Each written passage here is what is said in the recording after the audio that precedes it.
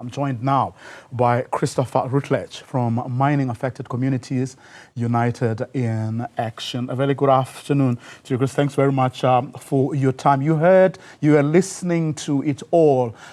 What were your takeaways from what both the Deputy Police Commissioner and the MEC had to say?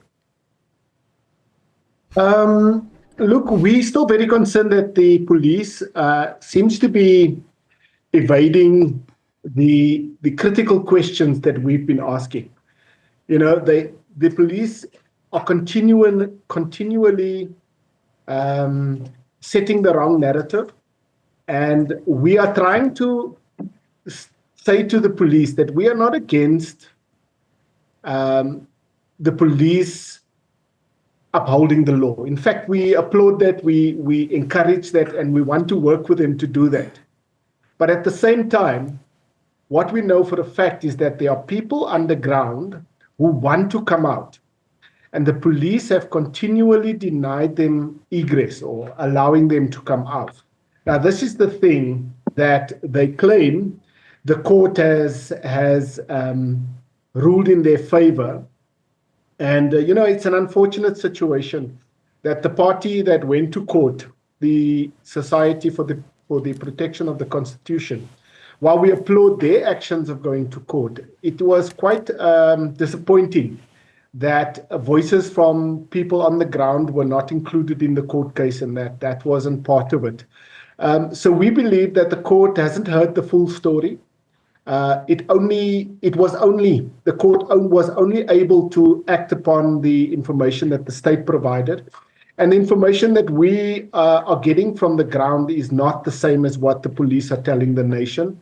They're not acting in good faith as far as we can tell, because, you know, it's not a simple matter of allowing people to exit from Margaret Shaft.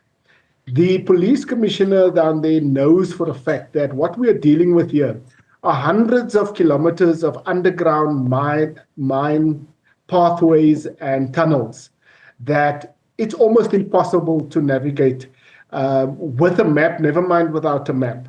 Keeping in mind that the miners are trapped underneath, they have no fuel for lighting, so, you know, it's difficult for them to make their way. Even the miners, as we understand it, that came out this morning, it took them 5 days to move from shaft 11 to 10, I think it was.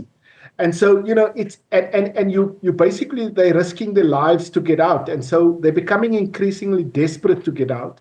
The police are steadfastly refusing to let those who want to come out. And if that continues, then, you know, we unfortunately going to have to look at our options to take this matter back to court, because, you know, we cannot allow people to die based on information that is not completely accurate and doesn't tell the court exactly what is going on at Stilfontein at the moment.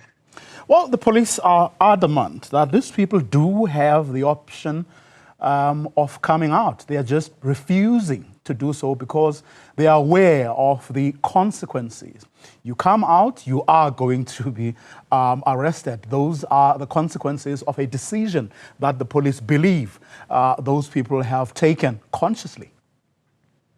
Yeah, so there are two things there. The first is that the claim by the police that the people are afraid of being arrested, it's a bit tenuous, because ultimately, what are they being arrested for? They're not being arrested for serious crimes. So we're not talking here about being put away in jail for 10 or 50 years. We are basically talking about misdemeanor crimes of trespassing. That's the way the law is set out. And we have previously explained to the police, to the minister, and to the public that part of the problem that we're dealing with here is the way that the police have gone about it. Well, not the police so much, because they're just following orders, but the way that the government has gone about this process. We believe that it would have been much easier if we had fixed the law, made it clear about who's allowed to mine, who's not allowed to mine, where they should be mining, and then creating pathways for people to deal with what is essentially, and I think the police minister did indicate, and the MEC did indicate that this is really a situation of poverty. So there are two things there. There are the ordinary workers, the mine workers, the people that are being exploited by local syndicates, and they are caught in the middle now. They're caught between the syndicates and they're caught between the police. The police wants them to die down there, and the syndicates don't want them to leave. So what happens is, every time the community threw down a rope so that these people can come up, somebody came up. So it indicates to us that people are desperately trying to come out, and the police are not giving them the opportunity to come out. Now, if that continues, then they are going to be putting people's lives at risk. And that then becomes a serious constitutional matter in terms of the police action. So we want to support the police, but it's got to be, as the court has affirmed, it has got to be lawful. And the police, in terms of what they've told the court in their court papers, haven't been honest with the court. And that in itself is a problem. And also, they're not being honest with the public, because it's not just a simple matter of people refusing to come out. There are multiple factors at play here. The difficulty of the terrain, the syndicates that are down there, the lack of food, the access to energy and other means. All of these things are playing a role in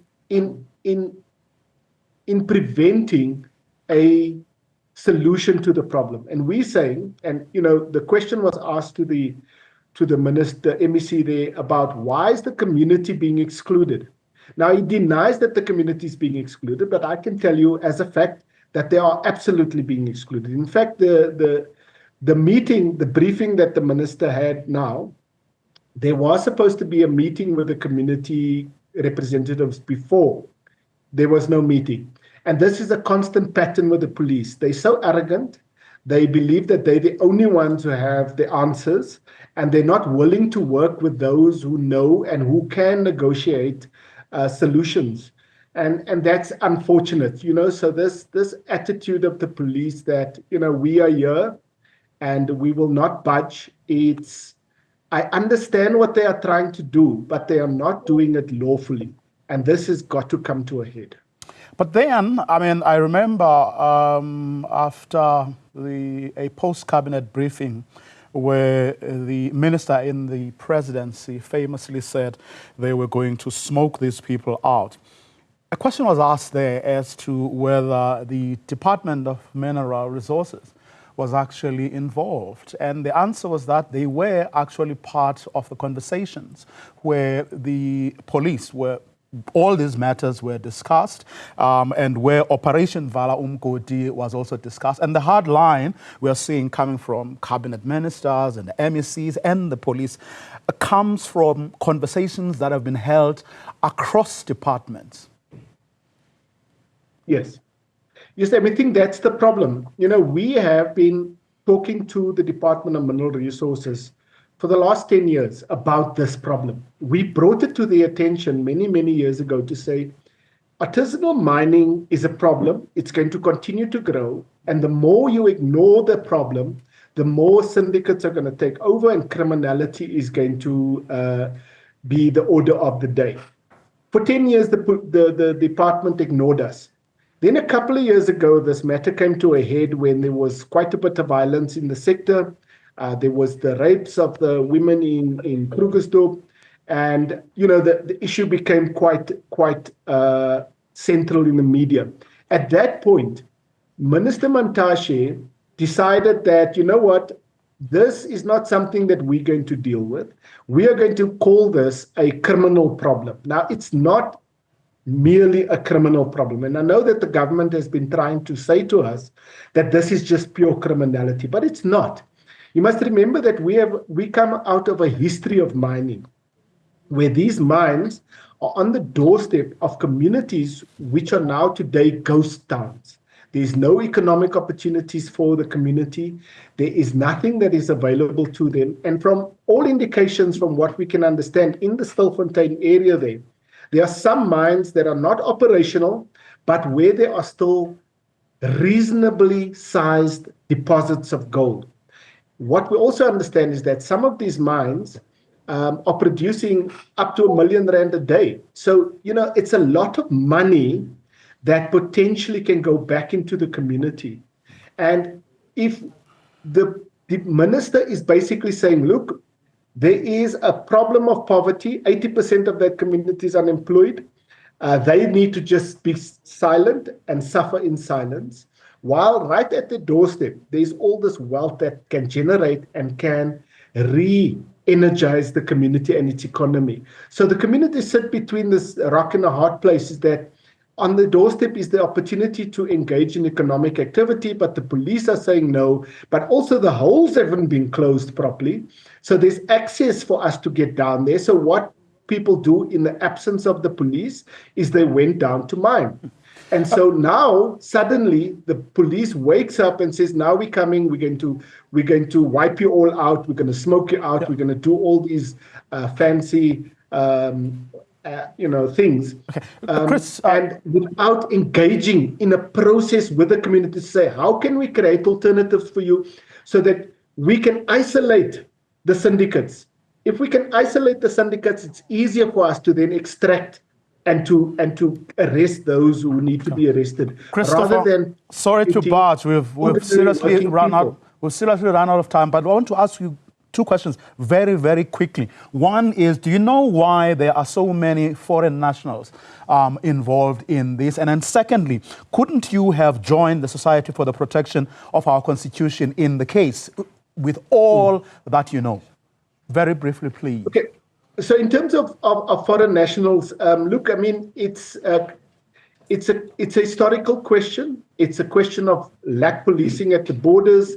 It's a question of poverty. It's a question of the fact that, Southern Africans have always been part of the South African mining infrastructure. And, there are deep roots in some of the communities outside of South Africa as it relates to mining. So that's a multi-pronged problem. Okay. In terms of why we never joined the application, it's we came in and we could only join as an amicus. As an amicus, we couldn't put new evidence on the table, and that restricted our ability to engage in the case. All right. We did engage with the society, but we are now preparing and looking at different options to take this forward and to save the lives that remain down there. Christopher Rutledge, thank you very much for your time. Really appreciate it.